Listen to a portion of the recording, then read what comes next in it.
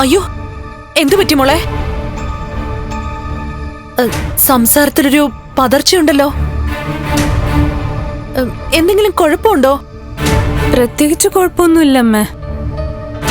പിന്നെ ഇങ്ങോട്ട് വരുന്ന വഴിക്കേ 1-2 തവണ വോമിറ്റ് ചെയ്തായിരുന്നു. അയ്യോ, അതെന്തു പറ്റി? എന്താണെന്ന് അറിയില്ലമ്മേ.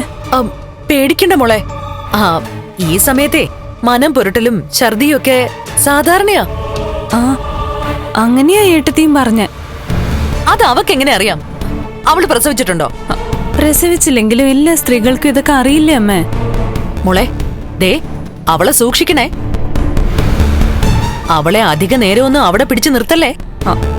അതെന്ത് വേണമെന്നേ ഞാൻ നോക്കിക്കോളാം. അമ്മ അമ്മയുടെ പാട് നോക്കി പോവാൻ നോക്ക്. ശരി. ശരി.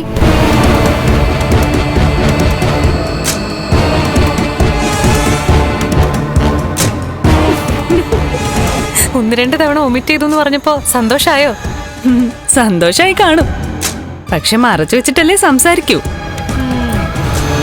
പുന്നാര മരുമോൾ അടുത്ത് കാണും. ഇപ്പൊ അവര് തന്ന മരുന്ന് പ്രവർത്തിച്ചു തുടങ്ങിയെന്നും പറഞ്ഞേ രണ്ടാളും കൂടെ ചിരിക്കുമായിരിക്കും. ചിരിക്കട്ടെ ചിരിക്കട്ടെ. ഇത്തവണ നമുക്ക് അവരെ നന്നായിട്ട് ചിരിപ്പിക്കാം. അതിനുവേണ്ട ഐഡിയൊക്കെ ഞാൻ കണ്ടെത്തി വെച്ചിട്ടുണ്ട്.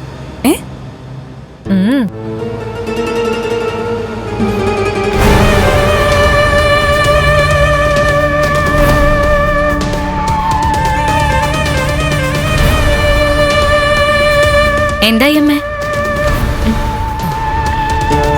മോളെ, നേരത്തെ അവൾക്ക് അവശതയുണ്ടെന്ന് പറഞ്ഞായിരുന്നല്ലോ. ഇപ്പോഴേ വയറ്റിലുള്ളതൊക്കെ പോയെന്നും പറഞ്ഞു. കുഞ്ഞു പോയോ? അല്ല മോളെ, അവളെ നന്നായിട്ട് വോമിറ്റ് ചെയ്തെന്ന്. അപ്പൊ പിന്നെ കുഞ്ഞു പോയിന്ന് കൂട്ടിക്കോ. കൂടെ ഒരുത്തിയുണ്ട്, അല്ലെങ്കിൽ അങ്ങോട്ട് പോവായിരുന്നു. അവളെ ഹോസ്പിറ്റലിലോട്ട് കൊണ്ടുപോവാൻ. കൂടെ ഉള്ളവള് കൊണ്ടുപോയിക്കോളൂ അമ്മേ. ഇനി അമ്മ വിളിക്കുമ്പോ നോക്കിക്കോ. കുഞ്ഞു പോയി എന്നുള്ള വാർത്തയായിരിക്കും നമ്മൾ കേൾക്കാൻ പോകുന്നത്. അയ്യോ എന്റെ ഭഗവാനെ, അതൊന്ന് കേട്ടാ മതിയായിരുന്നു. മോളെ, ഞാൻ മോളോട് പറഞ്ഞില്ലേ, തേങ്ങ അടിച്ചപ്പോഴേ അതുപോലെയാ പൊട്ടിയത്. ഇനിയിപ്പൊ കുഞ്ഞു പോവെന്ന് മാത്രമല്ല, നമ്മൾ ആഗ്രഹിച്ചതൊക്കെ നടക്കും. എനിക്കും ഇന്ന് പ്രാർത്ഥിച്ചപ്പോ എന്തൊക്കെയോ നല്ലത് വരുന്നുള്ള തോന്നലുണ്ടായിരുന്നു. എന്നും നമ്മളെ മാത്രം ദൈവങ്ങൾ പരാജയപ്പെടുത്തില്ലല്ലോ അമ്മേ. അത് തന്നെയാ മോളെ ഞാനും പറയുന്നേ. നമ്മളെ മാത്രം എന്നും അങ്ങനെ പരാജയപ്പെടുത്തില്ലല്ലോ. മോളെ, ഇനി നമ്മൾ പ്രതീക്ഷിക്കുന്ന ഫോൺ കോളാ നമുക്ക് വരാൻ പോകുന്നത്. ദേ കഴിയുന്ന എല്ലാ ദിവസവും അമ്പലത്തിൽ വരാൻ നോക്കണേ. ശബരിമലയ്ക്ക് പോവാൻ ചെറ്റകുത്തലും അയ്യപ്പം പാട്ടും മാലയിടലും എന്തൊക്കെയായിരുന്നു ചടങ്ങ്. ഇനി അങ്ങനെ ഒരു ചടങ്ങ് എന്റെ വീട്ടുമുറ്റത്ത് നടക്കാനേ പാടില്ല. ഇനി അങ്ങനെ നടന്നാ തന്നെ ദേ മാലയിടുന്നതും മലയ്ക്ക് പോകുന്നതും എന്റെ മകൻ ഉണ്ണി ആയിരിക്കണം, എന്റെ മേഘനൊപ്പം. മോള് വാ.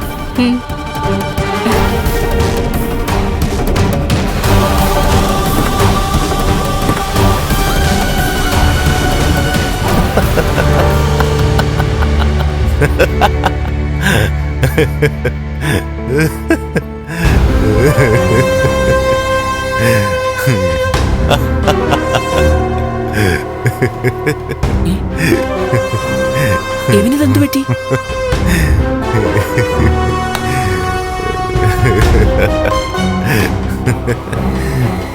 എന്തിനാടാ വെറുതെ വികൃതമായി ചിരിക്കുന്നേ? അച്ഛ, ഇപ്പൊ ഒരു വാർത്ത ഉണ്ടായിരുന്നു. മലയ്ക്ക് പോയ 2 അയ്യപ്പന്മാര് കൊക്കയില് വീണ് മരിച്ചു. മാത്രമല്ല, കൂട്ടത്തിലുണ്ടായിരുന്ന വേറൊരുത്തൻ ഇപ്പൊ ഹോസ്പിറ്റലില, അതും വളരെ സീരിയസ് ആയിട്ട്. അയ്യപ്പന്മാരെ കൊക്കയെ വീണതിന് നിനക്കെത്ര സന്തോഷോ? എന്ന് ചോദിച്ചാ കണ്ണനും 3 പേരും കൂടി മലയ്ക്ക് പോയതാണല്ലോ. ഏവൻ പറഞ്ഞത് മനസ്സിലായോ നിനക്ക്? കൊക്കയിലേക്ക് വീണത് കണ്ണനും കൂട്ടരുമാണെന്നാണ് എവൻ ചിന്തിക്കുന്നത്. അങ്ങനെ ആയിക്കൂടാന്നുണ്ടോ?